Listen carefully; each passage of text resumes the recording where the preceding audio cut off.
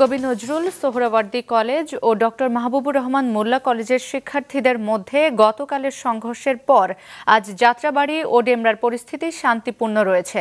তবে মোল্লা কলেজের সামনের পরিস্থিতি এখনও থমথমে। সকাল থেকে কলেজের সামনে বিপুল সংখ্যক পুলিশ মোতায়েন করা হয়েছে।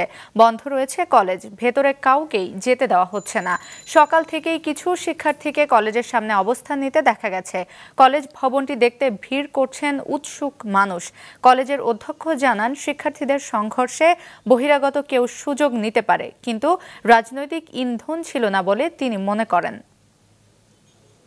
প্রায় 50 কোটি টাকার মতন আমাদের ক্ষয়ক্ষতি হয়েছে, এটা আমাদের প্রাথমিক ধারণা। এটা আরও বেশি হতে পারে। তো এটা নিয়ে আমরা আজকে মামলা করব। ছাত্রদের আন্দোলন ছিল, এটা ছাত্রদের আন্দোলন, সেটা হয়তোবা কুচক্রী মহল, কিছু দুষ্ট লোক সবসময় ছিল, বিগত সময় এখনও আছে, ভবিষ্যৎ থাকবে, তারা এটা সুযোগ নিয়েছে। কিন্তু কোনো রাজনৈতিক দলের সাথে জড়িত কিনা সেটা আমার জানা নেই।